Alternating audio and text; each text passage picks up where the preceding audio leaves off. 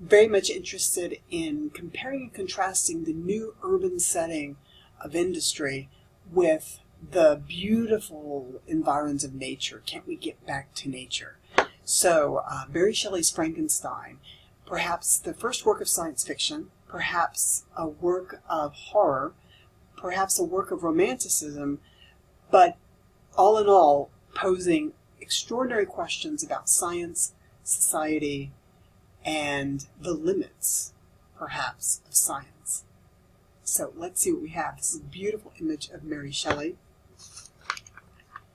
The image here is a map where we'll see mostly England. Again, Mary Shelley's from England, but we've highlighted up in Scotland the region known as Dundee because in her early years as a writer, she spent some time up here in Dundee with family members.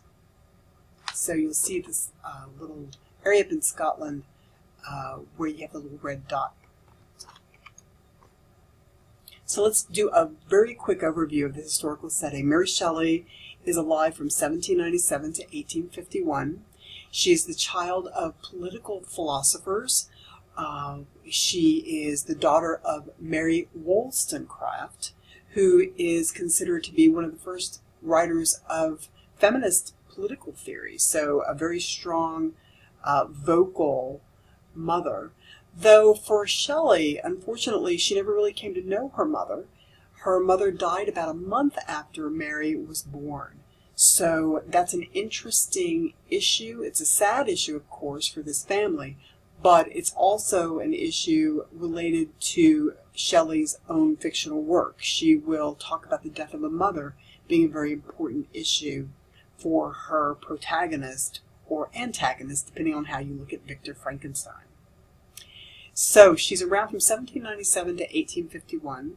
She is the child of William Godwin and Mary Wollstonecraft, and both, again, great political philosophers of their own time period, people of the Enlightenment, people living in the time of the Scientific Revolution, people living in the time of the Industrial Revolution, and living in England.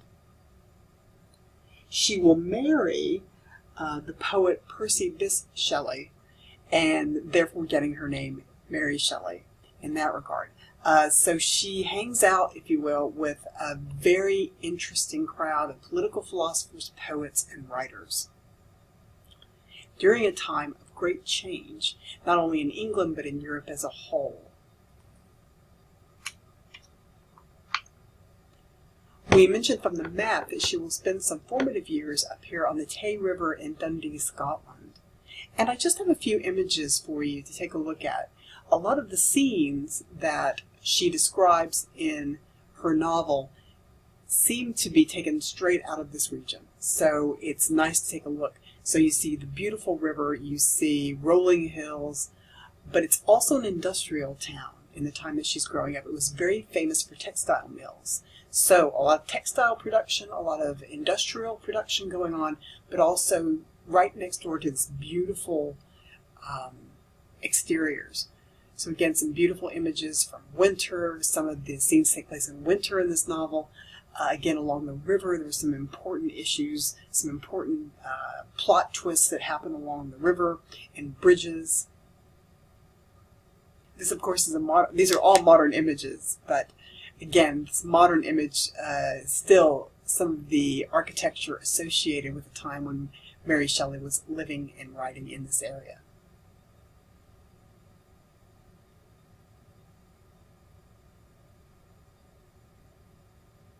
Here's an image of Percy Shelley, the poet.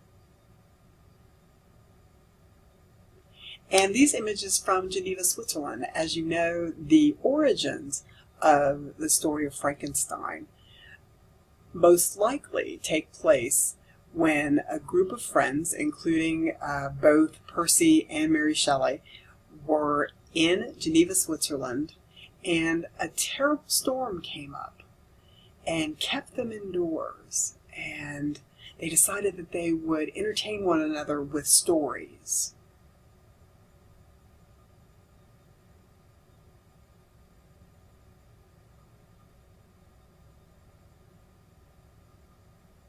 I have this map in because, as you know, when her story opens, when her written book opens, you get letters being written from Robert Walton, an explorer, an adventurer, someone in search of magnetic north and a passage, right, to get across the Arctic.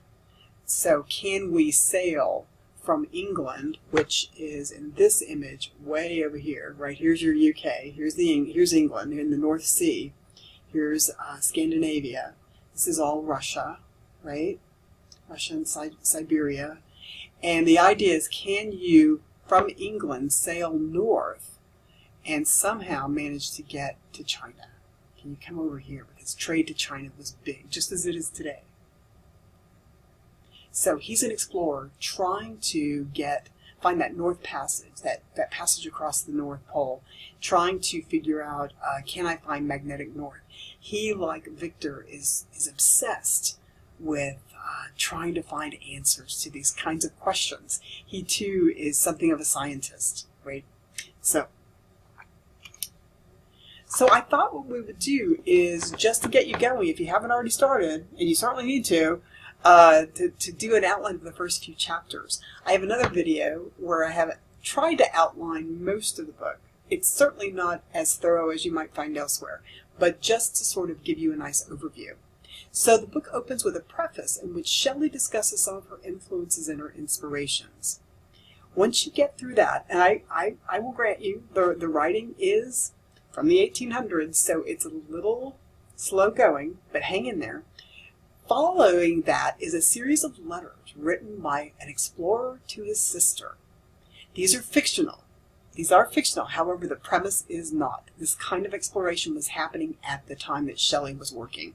The explorer Walton is attempting to discover the Northwest Passage and magnetic north. Right, so the North Pole, we might say. Walton's ship gets stuck in the ice. While you're reading these letters, you see this, right? His ship gets stuck in the ice. Strange visitors pass by. Strange visitors, and they're stuck, and people are going by on sleighs. One of them stops. He's half dead. Walton takes him into the ship, restores his health, and this visitor, Victor Frankenstein, begins to tell his story. So the book takes place with the ship stuck on its way north in the ice. And it's a series of flashbacks with Victor Frankenstein telling his story, and Robert Walton writing down the story and telling his sister about it. So it's a lot of layers of storytelling. So as we listened, as the next section begins, we learn of the tragedy in young Victor's life. His mother died when he was young. We learn that Victor will attend university. He will study science. But he has some choices as to how he will approach it. Will he approach the old style of science, the sort of natural philosophy, the alchemy, if you will, looking for the source of the philosopher's stone, the ability to change the properties of metals? Right? This was an elusive goal, and if you've read your Harry Potter, you know that that's also a theme there. So the old alchemy, the old magic, if you will. Or will he study the new chemistry? And what's the difference? So you get discussions about this new science that Victor is engaging in at university.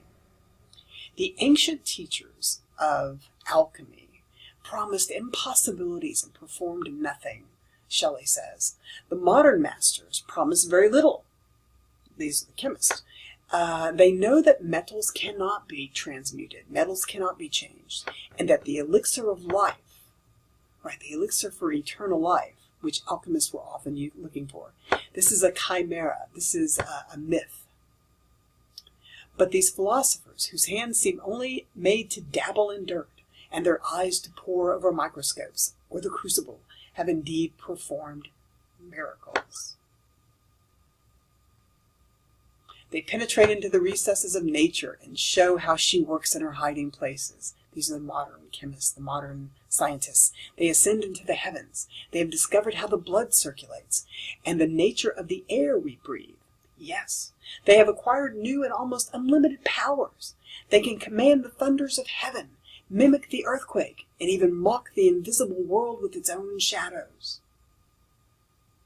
But they can't bring Victor's mother's life back.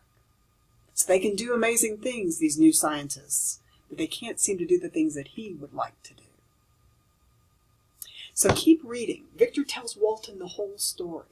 His pursuit of science for science's sake. Is that what he's doing? Is he doing this to try to recover something lost, such as his mother? What are the ethical concerns that are going to be raised? What about the creation scene? Mary Shelley, as you're reading along, you might be hopefully far enough along. Sorry, spoiler. She doesn't tell you how Victor creates his creature. Why? We do assume that electricity is involved because electricity, if you remember your Benjamin Franklin stories and his kite and his key, electricity is all the rage. You'll see Shelley talk about this as galvanism, right? Where electricity is very exciting, it's very new, and we think electricity is involved. And if you want to take a quick look at how Hollywood has interpreted that creation scene, go to this YouTube video here. Let's see if I can make it connect for you really quickly. Here we go. And this will be where I'll end. Every morning, I take 1 scoop of organified green juice, mix it up in a glass of water, and congratulations!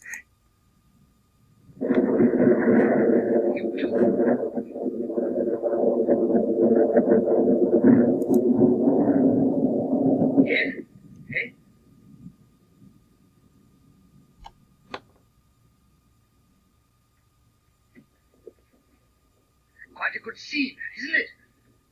One man crazy, 3 very sane spectators.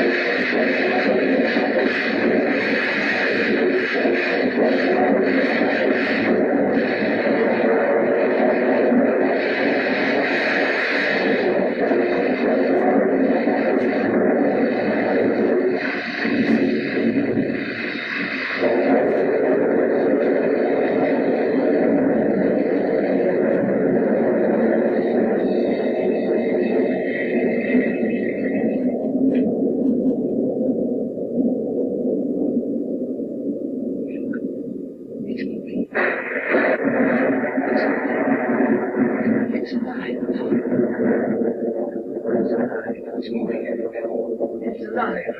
Oh, it's alive. It's alive. It's alive. It's alive. Oh, in the name of God,